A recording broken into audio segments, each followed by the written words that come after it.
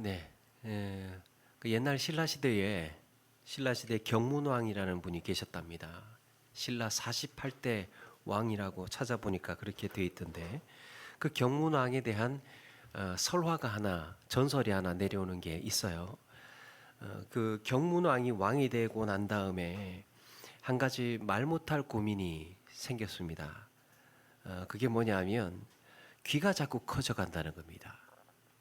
야, 이 귀를 어찌할꼬? 귀가 자꾸 커져가요. 그래서 고민하다가 그 관모를 벼슬 하는 사람들 쓰는 그 관모, 그 머리에 쓰는 그걸 만드는 사람을 복두쟁이라고 한답니다. 복두쟁이.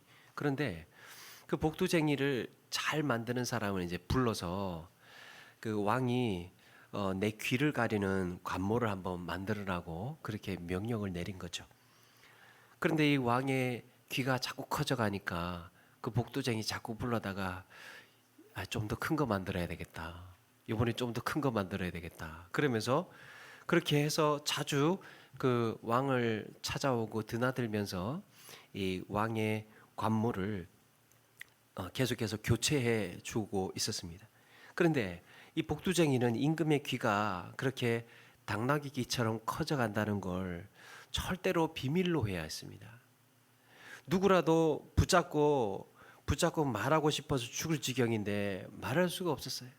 그러니까 다른 사람도 아니고 왕의 귀가 당나귀의 귀라니까 이게 얼마나 큰 이슈겠습니까?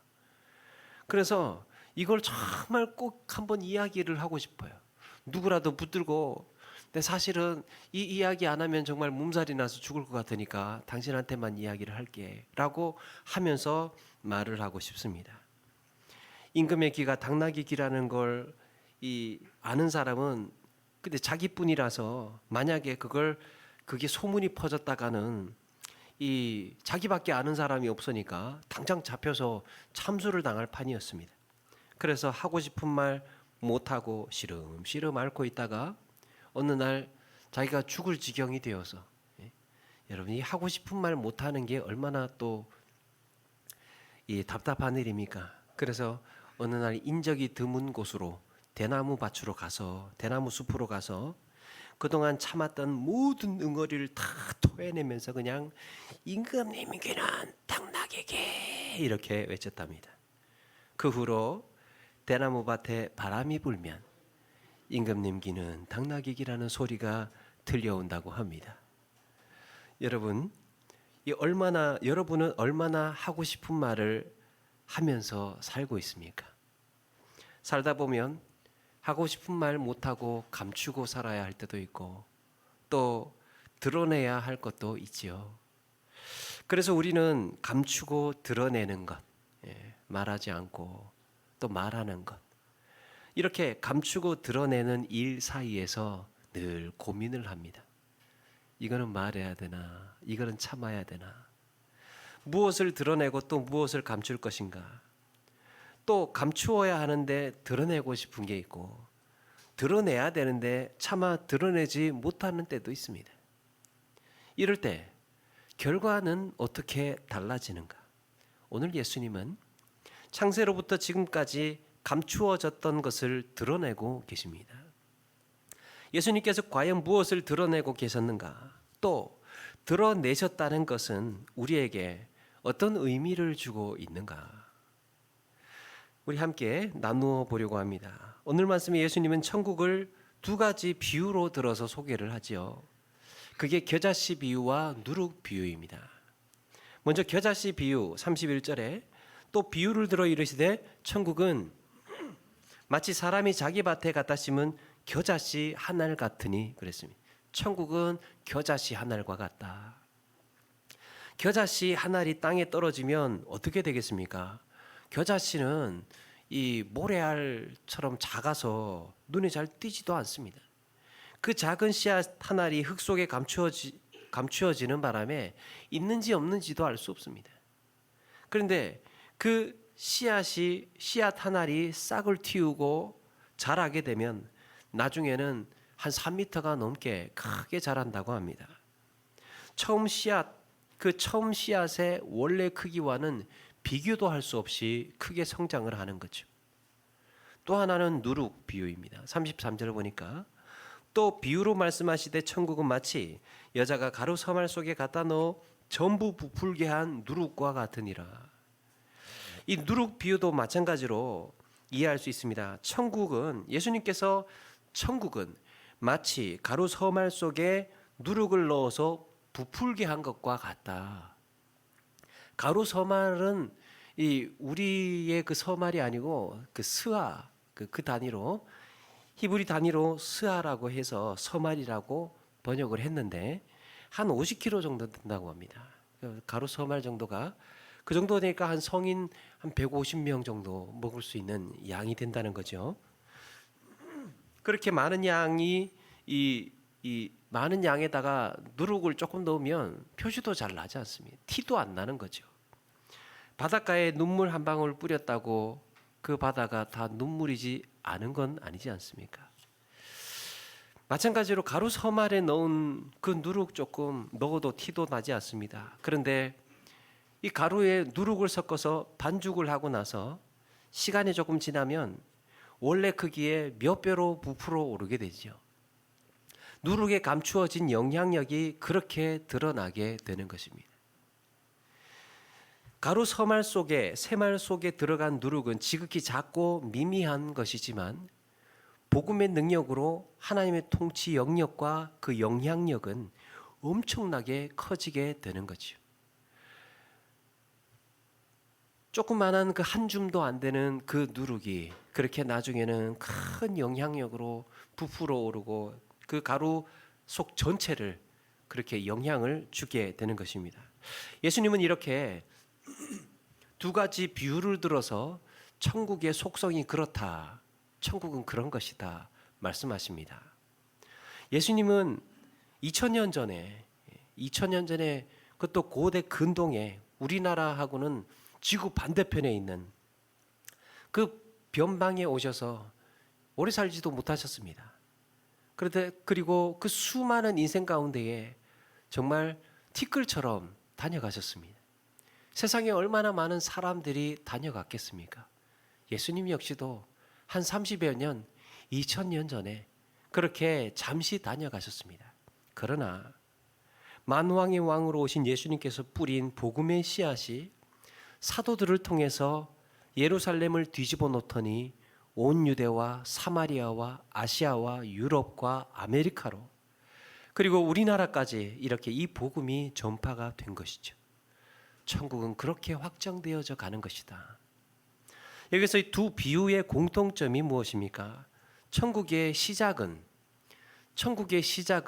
겉으로 보기에는 눈에 보이지 않을 정도로 보잘것없는 것이지만 미약한 것이지만 그 나라의 마지막은 매우 강력하고 풍성한 결과를 낳는다는 거예요.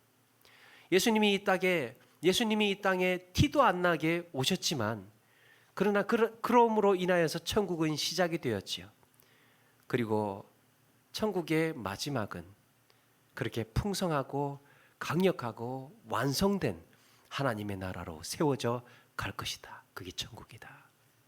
그런데 이 모든 것을 비유로 말씀을 하셨다고 합니다. 34절 보니까 예수님께서 이 모든 것을 무리에게 비유로 말씀하시고 비유가 아니면 아무것도 말씀하지 아니하셨으니 그랬습니다.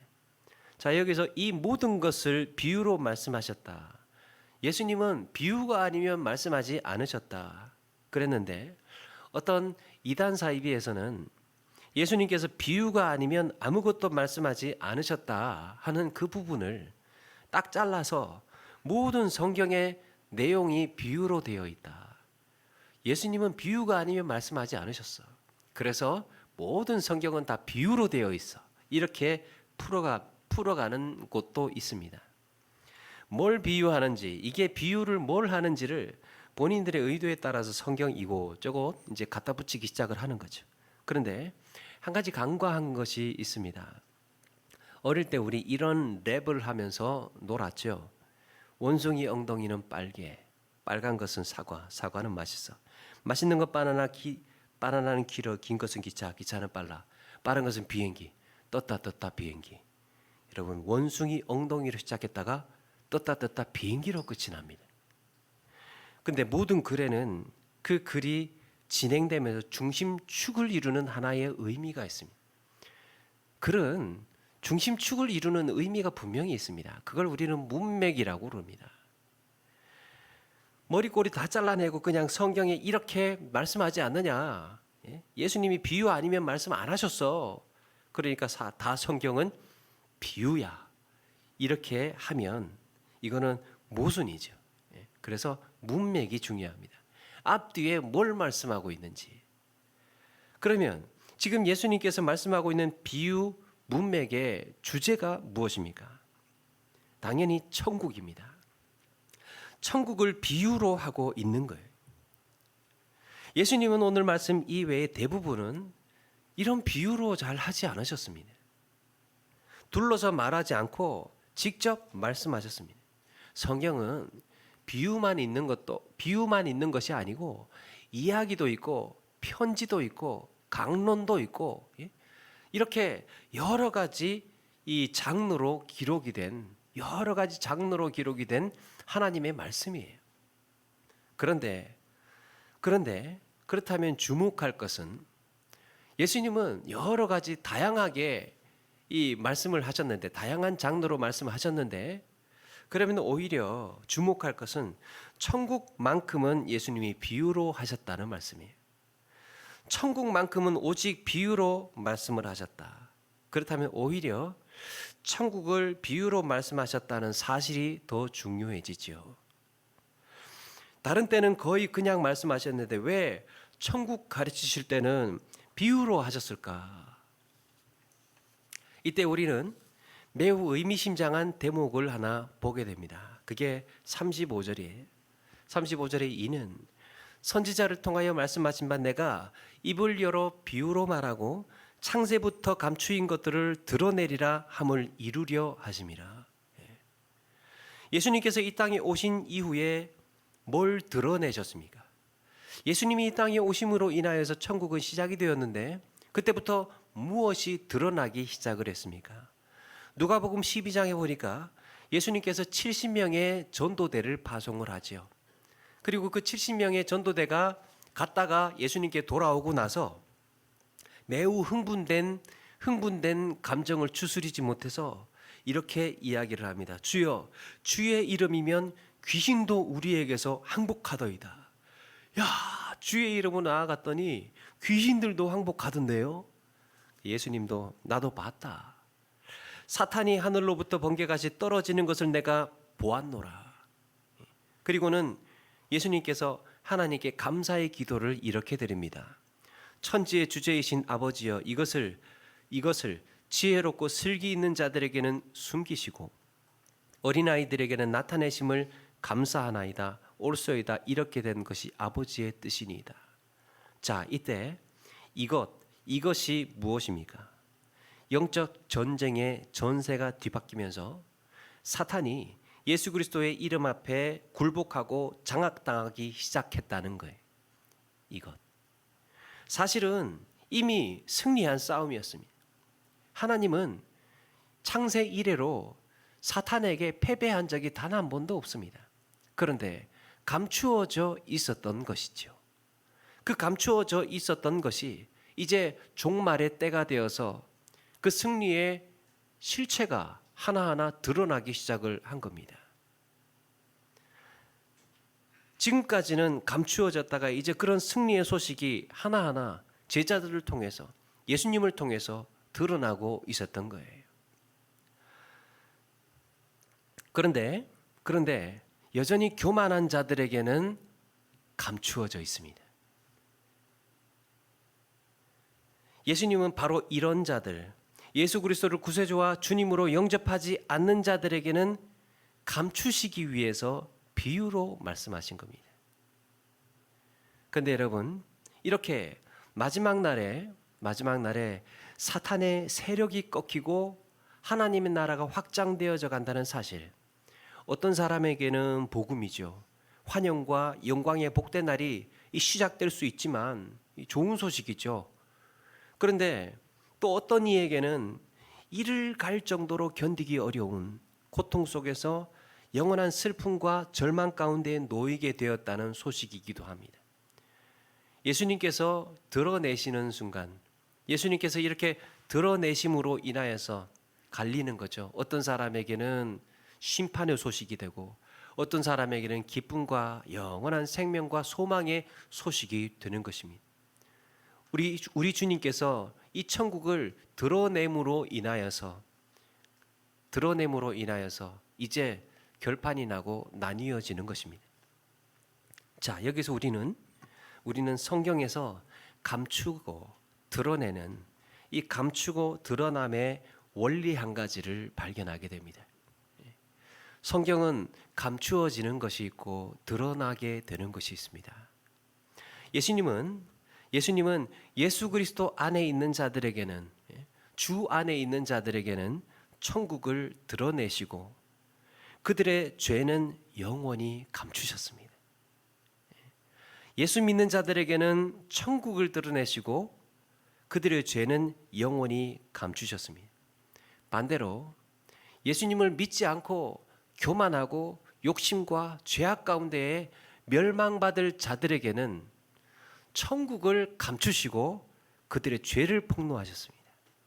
반대지요. 요한복음 8장에 서기관과 바리새인들이 이 가늠하던 여인을 붙잡아다가 예수님께로 끌고 갑니다. 그때 예수님은 바닥에다가 죄 없는 자가 돌로 치라고 쓰십니다. 양심의 가책을 느낀 사람들이 하나하나 떠나갑니다. 예수님은 여인에게 너를 정죄하던 자가 어디 있느냐 하시지요. 주여 없나이다. 그러니까 나도 너를 정죄하지 아니하노니 가서 다시는 죄를 범하지 말라고 하십니다. 주 안에서 새로운 삶을 살으라고 그 여인의 죄를 함구해 주십니다. 누구보다도 여인을 정죄할 자격이 있으신 분이, 누구보다도 그 죄의 죄질이 얼마나 악한 것인지를 아시는 주님께서 내가 너를 정죄하지 않겠다. 너의 죄에 대해서 나는 말하지 않겠다. 이유가 무엇입니까? 너 살으라고. 너 가서 새로운 삶을 살으라고. 너는 죄인이 아니야.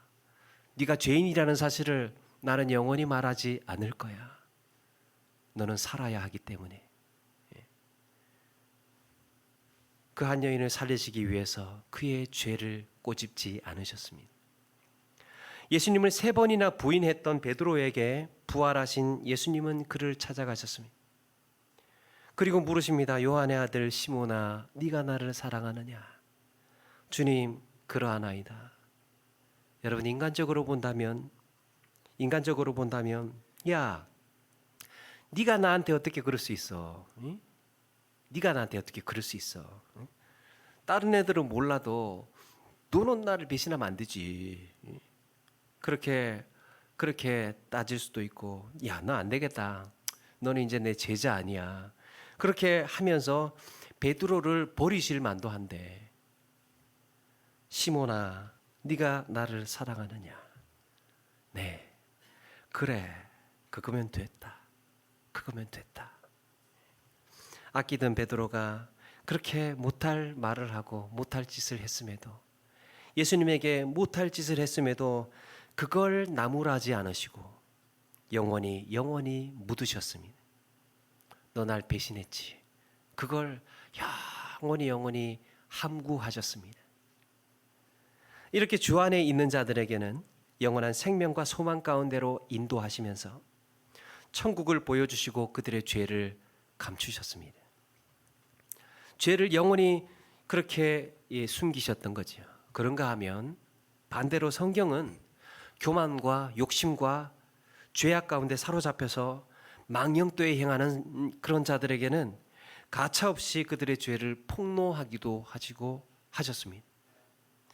대표적인 예가 이 아간입니다. 아간. 이스라엘의 아간. 이스라엘이 요단강을 건너서 이제 여리고성을 함락을 할 때 이 유다 지파의 아간이라는 사람이 이 여리고성 함락을 할 때 그 전리품이 아까워서 좀 챙기죠. 그런데 그게 이제 하나님 앞에 죄가 돼서 집요하게 제비를 뽑아서 한 사람 한 사람 어느 집하냐 유다 지파, 또 어느 집하냐 어느 가문이냐 또 누구 가문, 이렇게 해서 한 사람 한 사람 추려서 제비를 뽑아서 결국에는 아간의 죄를 드러나게 하십니다. 또 아람 사람의 이 아람의 장군 나아만이 병이 들었는데 엘리사를 찾아오죠. 엘리사는 저 요단강 가서 7번 몸을 씻으라고 합니다. 나만 장군이 불만입니다. 나를 이렇게 대접하다니. 그러면서 툴툴거리면서 갈까 말까 하다가 결국에는 요단강 가서 몸을 씻게 되지요. 놀랍게도 깨끗이 나병이 나았습니다. 이 나만 장군이 감사해서 이 엘리사를 다시 찾아와서 이제 여러 가지 금은보화로 사례를 하려고 주니까 엘리사가 받지 않죠. 그런데 그걸 보고 있던 엘리사의 사환 게하시가 속으로 그랬죠. 야, 어떻게 저걸 안 받을 수 있어? 아니 저렇게 좋은 금은보화를 왜 받지를 않아? 속으로 그렇게 생각을 하고 있다가 야, 저거 안 됐다. 저게 지금 떠나면 다시는 저거를 볼 수 없을 것 같아 해가지고 이 나만 돌아가고 있는 나만 장군 뒤따라가서 거짓말을 합니다. 그러면서 은 1달란트와 고급진 옷 2벌을 받아옵니다. 사환이 돌아왔을 때 엘리사는 그걸 알고 그에게 호통을 칩니다. 지금 그걸 받을 때냐? 그러면서 호통을 치니까 그때 사환이 나병이 들어버립니다. 나만 장군에게 있던 나병이 사환에게 들어간 것이죠. 자, 그의 숨겨진 죄가 그걸 감추었어요. 그의 숨겨진 죄가 나병으로 드러난 거예요. 그렇다면 우리의 삶에서 뭘 감추어야 되고 또 뭘 드러내야 하는 건지 지혜를 얻을 수 있습니다. 바로 주 안에서 나의 허물은 드러내고, 주님 안에서 내 허물은 드러내고, 나의 공로, 나의 자랑은 감출 때 주님께서는 오히려 그 허물을 감추어 주시고 주님께서는 나를 높여 주실 줄로 믿습니다. 굉장히 묘한 역설이죠. 나는 감추고 나는 드러냈는데 주님께서는 감추시고 주님께서는 드러내셨습니다. 내가 감춘 것을 주님께서 드러내시고 내가 드러낸 것을 주님께서 감추셨습니다. 그런가 하면 타인의 허물을 폭로하고 드러내면서 자기의 정당성, 자기의 정당하다는 것을 주장을 한다면, 타인의 허물을 폭로하고 약점을 드러내면서 자기의 정당함을 주장을 한다면 오히려 자기 허물을 감출 수가 없게 됩니다. 여러분, 뭔가를 밝혀낸다는 것, 뭔가를 드러낸다는 것, 뭔가를 폭로한다는 것은 끝내겠다는 의미가 있어요. 말하지 말아야 할 것은 영원히 말하지 말아야 하는 것입니다. 사람들끼리 헤어질 때 그동안 하지 못했던 서운한 얘기 다 쏟아내는 때가 있죠. 하지 못했던 감추어 왔던 그 서운한 것을 다 쏟아내는 때가 있습니다. 그야말로 다시는 안 볼 사람처럼 할 말 못할 말 다 해버리는 거예요. 안 보겠다는 거죠. 타인의 약점이나 허물을 드러내면서 관계를 끝내자는 겁니다. 그게 드러남의 효과예요. 우리 이제 끝인 것 알지? 라는 표현이죠. 반대로 드러냄으로 인해서 관계에 새로운 국면을 맞이하기도 합니다. 어떤 회사에 직장 동료 중에 마음에 드는 여직원이 있는데 그 여직원이 참 마음에 들어서 좋긴 좋은데 말은 하지를 못하고 그냥 속으로만 끙끙 앓고 있다가 어느 날 용기를 내서 진심을 담아서 자기 마음을 고백을 합니다. 마침 그 여직원도 이 사람이 괜찮다고 생각을 해서 그런 차에 또 이렇게 말해주니까 내심 반가웠죠. 그렇게 연인이 되고 결혼도 하게 됩니다. 만약에 이 여직원이 그 남자가 만약에 말하지 않았더라면 그냥 직장 동료로만 그렇게 지낼 뻔했는데 말함으로 인해서, 고백함으로 인해서 그 관계가 새로워진 것이죠. 그런데 반대로 이 여직원이 남자가 마음에 안 들어요. 안 들어 하고 있는데 거기에다가 이제 그 눈치도 못 채고 고백을 하게 되면 그 순간 관계가 매우 서먹해지죠. 차라리 말을 안 하니만 못한 관계가 되어버립니다. 그나마 직장 동료라도 되었는데 말을 해버림으로 인해서 그냥 이렇게 동료 관계마저 끝나고 마는 불편한 관계가 될 때가 있습니다. 그런데 여러분, 비록 그렇게 될지언정 대개는 용기를 내야 됩니다. 나의 진심을 담아서 사랑을 고백하고 진심을 담아서 화해의 손길을 내밀고 때로는 용서를 구하고 그렇게 마음을 드러낸다는 것은 그리스도인으로서 아름다운 일이에요. 나의 본 마음을, 자기의 미안함과 또 자기의 그 용서 구하고 싶은 마음, 또 관계를 회복하고 싶은 그 마음을 드러내고 표시한다는 것은 그리스도인에게 아름다운 일입니다. 매우 성경적인 태도라고 할 수 있습니다. 여러분, 미안하다고 먼저 고백하는 것, 사실 내 마음은 이런 거였다고 말해주는 것, 쉽게 할 수 있는 것은 아닙니다. 용기가 필요합니다. 그러나 그렇게 하는 순간 관계가 회복될 줄로 믿습니다. 새로운 관계로 전이가 되는 거예요. 반대로 감춰야 될 게 있습니다. 감춰야 될 게 뭔가? 타인의 수치와 허물을 감추고 타인의 실수를 숨겨주는 지혜예요. 그런 점에서 가장 어리석은 경우가 있습니다. 가장 어리석은 경우는 감추어야 될 건데 드러내고 정작 드러내야 할 것은 감추고 끙끙 앓고 있는 겁니다. 여러분, 타인의 수치와 허물을 폭로하고 실수를 드러낸다는 것은 내가 그 사람 미워한다는 사실도 함께 고백하는 것입니다. 밝혀지는 거죠. 저는 사역을 하면서 나름대로 힘든 일을 또 있었다고 생각을 합니다. 한 하루에 한 20개 가까이 신방도 해보고 또 12시 밤 12시가 넘게 그때가 용인에서 출퇴근할 때인데 새벽 기도를 와야 되면 5시까지 새벽 기도 와야 되면 한 4시, 3시 한 반 정도는 또 일어나야 돼요. 또 3시 반 정도. 그런데 신방을 하고 그 뭐 이런 거 정리를 하고 집에 가면 12시가 넘어요. 거의 1시가 다 되어 갑니다. 3시 반에 일어나려면 한 2시간 자고 일어나야 어떻게 그렇게 했는지 모르겠어요. 그런데 그럴 때도 있고 또 장기 결석하시는 분들 한 100가정 넘게 하루에 그렇게 다닐 때도 있고 그렇게 다녀봤는데 가만 생각해 보면 그거는 하려고 하면 할 만한 것들입니다. 그거는 좀 힘들고 피곤하기는 하지만 하려고 마음 먹으면 누구나 할 수 있는 거라고 생각합니다.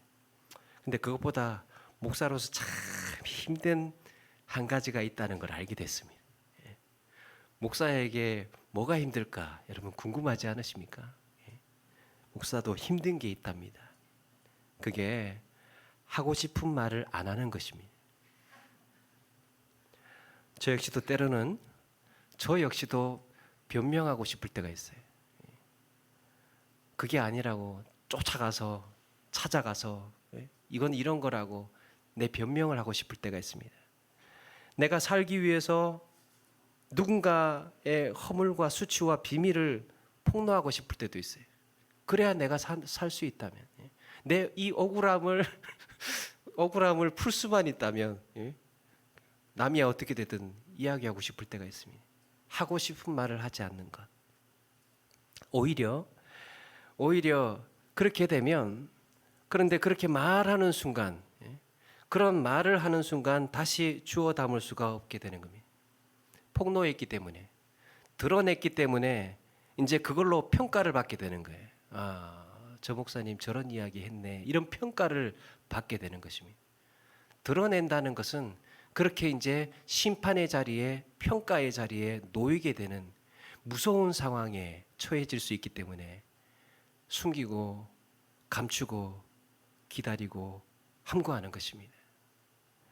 그리고 오히려 나에게 서운하게 했던 사람들, 오히려 나한테 서운하게 했던 사람들 품어주고 나를 깎아내리고 험담했던 사람들 편애하지 않고 불이익 주지 않고 그 사람도 살아야 하고 세워야 하기 때문에 하루하루 하고 싶은 말 하지 않는 법을 배워가고 있습니다.